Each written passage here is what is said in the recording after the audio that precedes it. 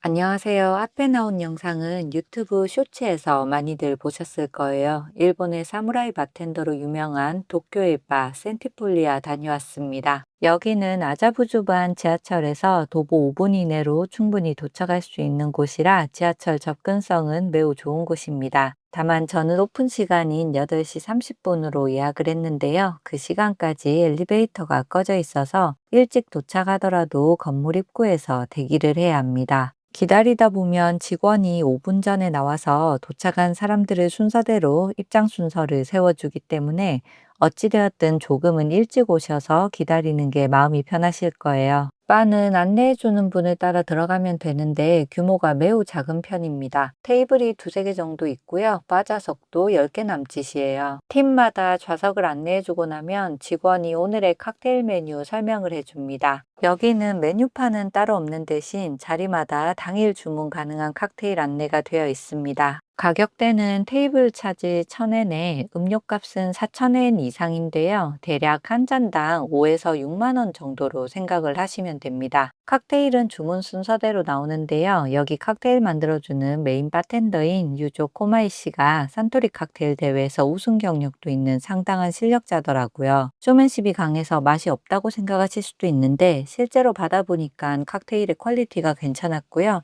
들어가는 술의 퀄리티도 괜찮은 편이었습니다. 그리고 여기가 바텐더의 맞은편 바의 두 자리는 늘 비워져 있는데요. 주문한 음료를 제조할 때 주문자를 바텐더 앞 맞은편에 앉혀주고 칵테일 제조하는 전 과정을 보면서 촬영도 할 수 있도록 해줍니다. 이런 시스템 때문에 바 좌석이 가장 좋기는 하지만 테이블 좌석도 뭐 그렇게 나쁜 옵션은 아닌 것 같았어요. 사실 이 칵테일 바가 SNS에서 워낙 유명해서 예약하기 쉬운 곳은 아닙니다.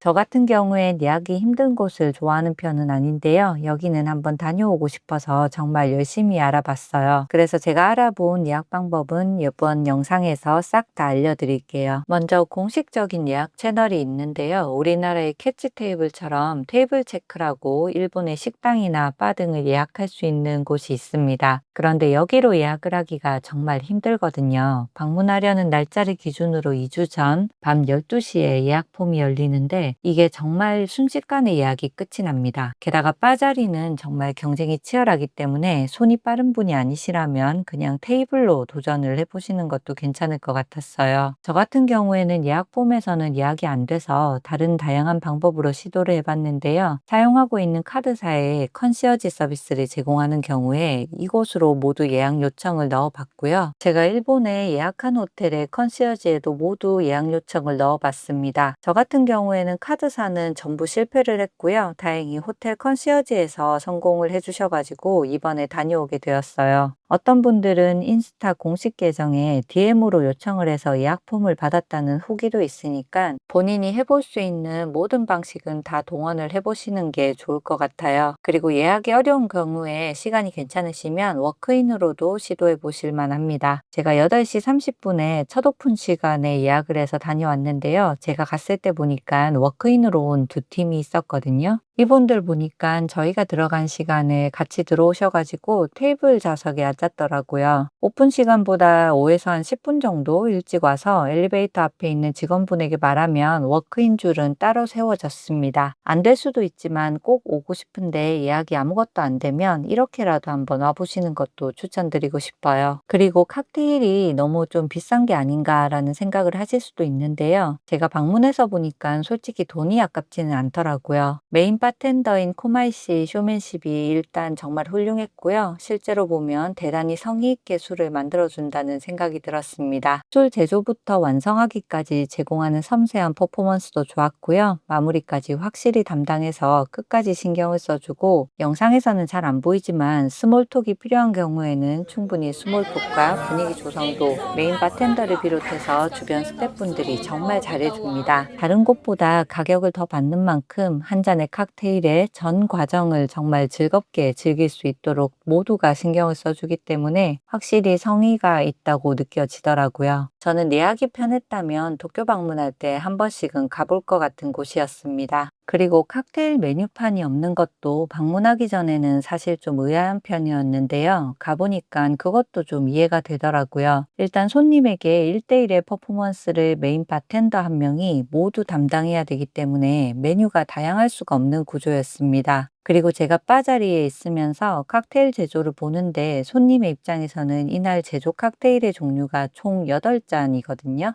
그럼 손님들이 한 템포 돌아가면서 대략 1시간 정도면 전 메뉴의 칵테일 제조와 퍼포먼스를 다 보게 되는 구조로 되어 있더라고요. 여기가 술을 즐기는 곳이기도 하지만 사실 퍼포먼스를 구경하러 가는 곳에 가깝기 때문에 새로운 술이 계속 나오면 회전율이 엄청 떨어질 수도 있고 늘어질 수도 있는데 저같이 술 한잔 하면서 구경하러 온 경우에는 빠르면 한 40분 정도면 전 메뉴를 다 보고 기분 좋게 집으로 돌아갈 수 있겠더라고요. 이런 부분들이 바 시스템상 칵테일뿐 아니라 운영에도 상당히 구성이 잘 짜여져 있는 곳이라는 생각이 들었습니다. 다만 여기 칵테일 제조 때 액체 질소나 반짝이를 엄청 뿌리거든요. 저는 바텐더가 술 제조하는 바 좌석 근처로 앉았더니 끝나고 나오니까 온몸에 옷에 반짝이가 은은하게 묻어 있더라고요. 옷이나 신경 쓰이는 물건은 여기에 가지고 가지 않는 것을 추천드리고 싶습니다. 도쿄에는 좋은 바가 많이 있어요. 사실 처음에 도쿄에 가신다면 아무래도 도쿄타워가 보이는 곳이 좋기는 합니다.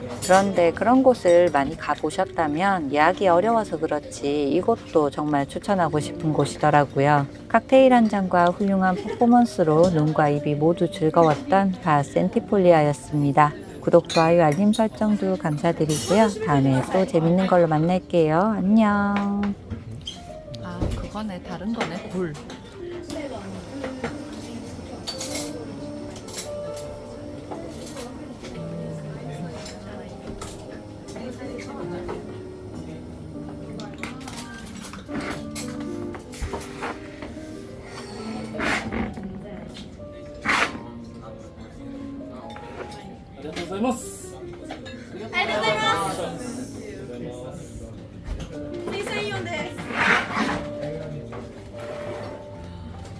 This is spinning glass.